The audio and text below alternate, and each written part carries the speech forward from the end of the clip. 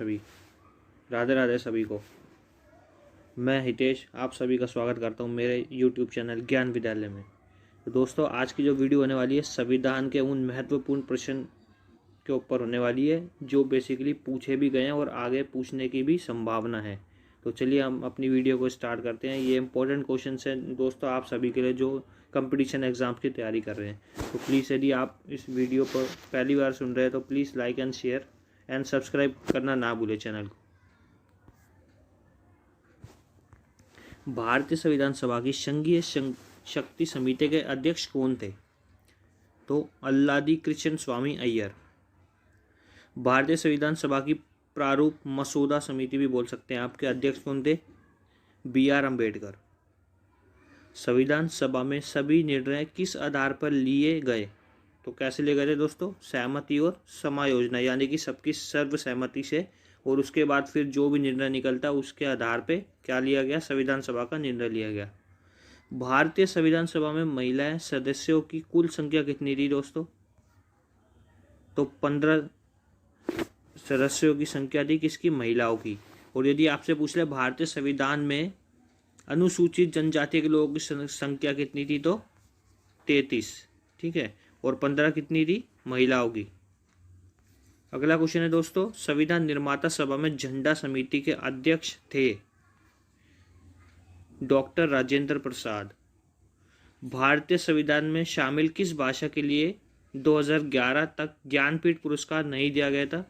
तो सिंधी भाषा तक, ठीक है दोस्तों। सिंधी भाषा को कब जोड़ा गया? 21वें संविधान संशोधन द्वारा 1967 में नेपाली भाषा सिंधी भाषा को संविधान के अंदर जगह दी गई। अगला क्वेश्चन है दोस्तों, भारतीय संविधान में 9वीं अनुसूची परिवर्धित हुई, यानी जो 9वीं अनुसूची है वो किस संविधान संशोधन के तहत जोड़ी गई थी? तो प्रथम संशोधन जो हुआ था, कब हुआ था दोस्तों? 1951 में, उसके तहत जोड़ी गई थी। संविधान पांडुलिखन समिति का निम्न में से कौन सदस्य नहीं था?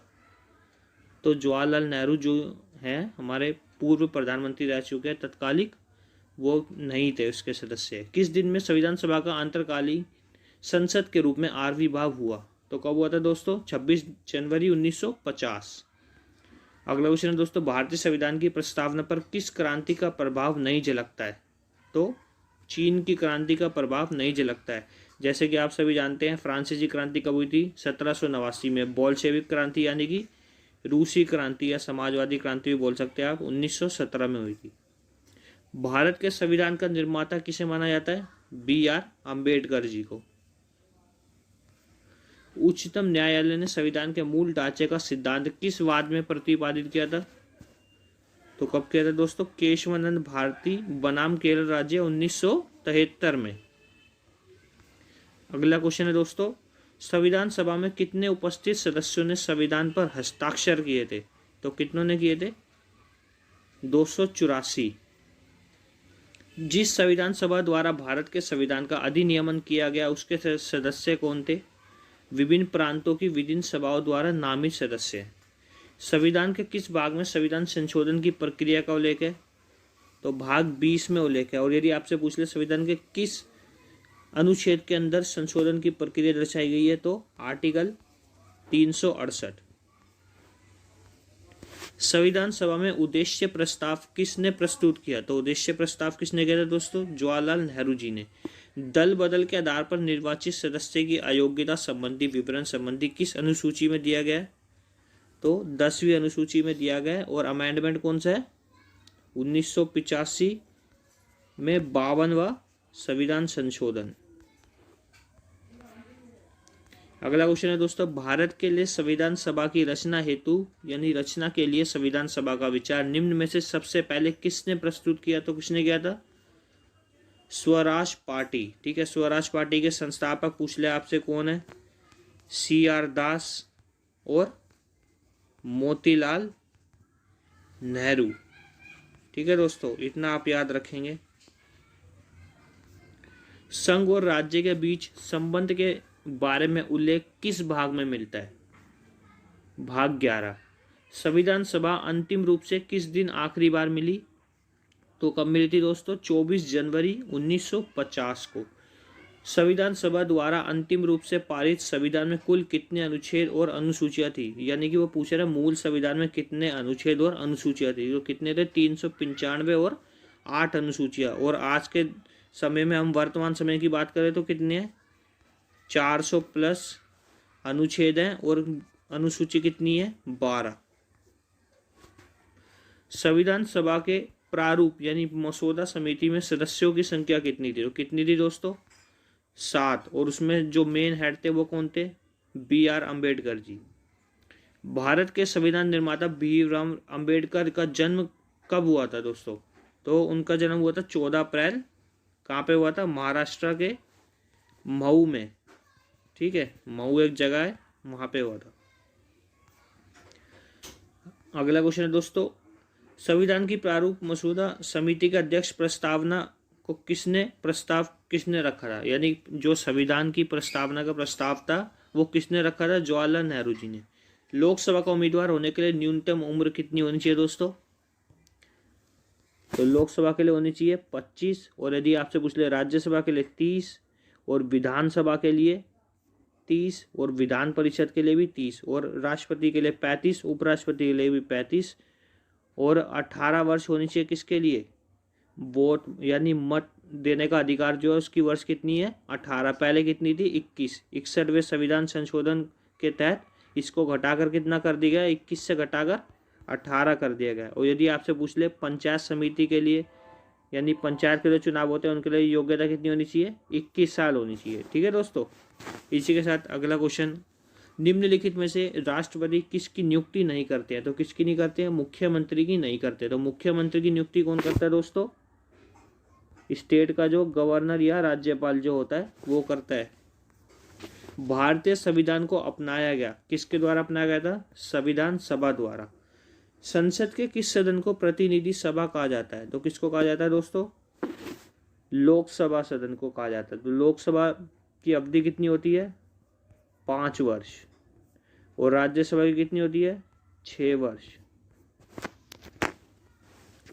अगला क्वेश्चन है दोस्तों, संपूर्ण भारतीय संविधान के निर्माण में संविधान सभा को कितना समय लगा? यानी संविधान को बनने में कितना समय लगा? तो कितना लगा था दोस्तों? 2 वर्ष 11 महीने 18 दिन। लगभग कितना लगा था?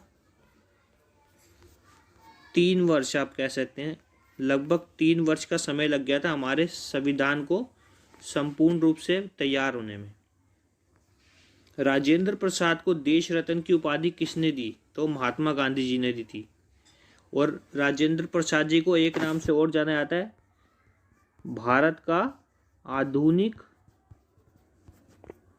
अजात शत्रु। ठीक है दोस्तों, इसे भी आप याद रखेंगे, इन्हें अजात शत्रु के नाम से भी जाना जाता है। भारत का संविधान लागू हुआ था, यानी कि कब लागू हुआ था? 26 जनवरी 1950 को। निम्नलिखित में से कौन प्रारूप यानी मसौदा समिति के सदस्य नहीं थे? तो कौन नहीं थे दोस्तों? जवाहरलाल नेहरू जी। राष्ट्रपति का रिक्त स्थान भर लिया जाना होता है कब तक? यानी कितने अवधि के अंतर्गत भर लिया जाना चाहिए? तो दोस्तों 6 महीने के अंदर।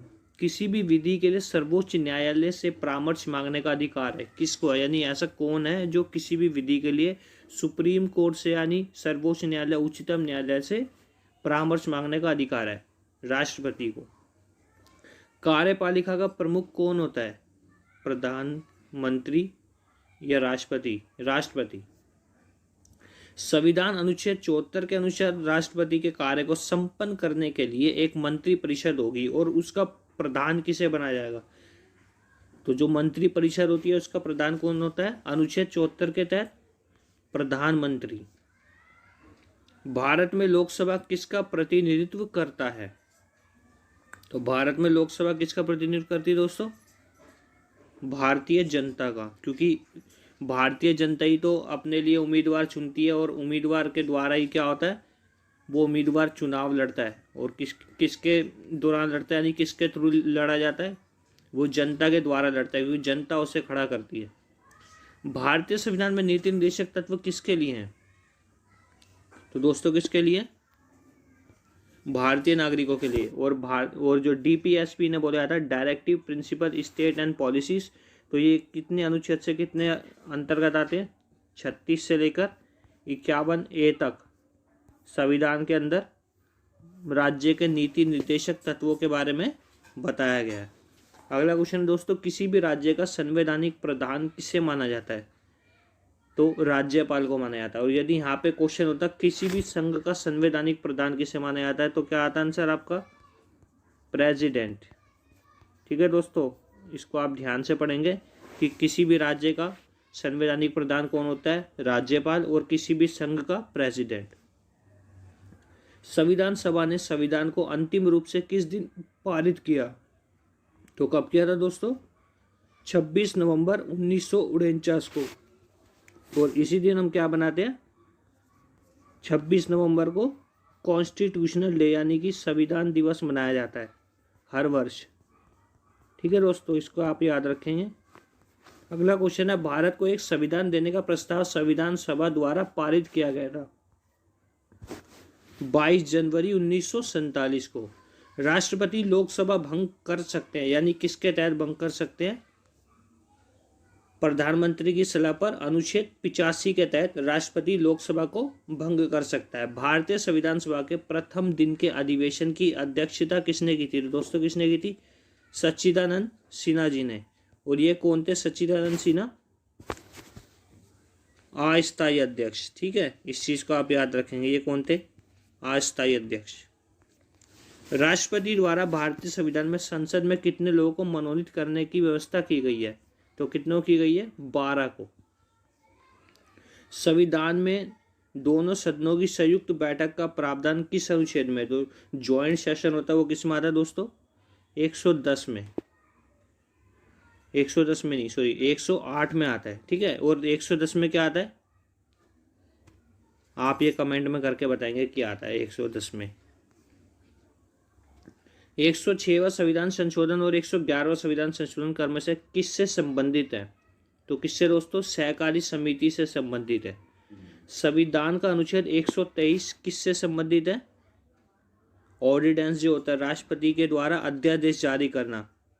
और यदि आपसे पूछ ले कि संविधान का कौन सा अनुच्छेद गवर्नर के अध्यादेश से संबंधित है, 213 गवर्नर के से संबंधित है और 123 प्रेसिडेंट के से।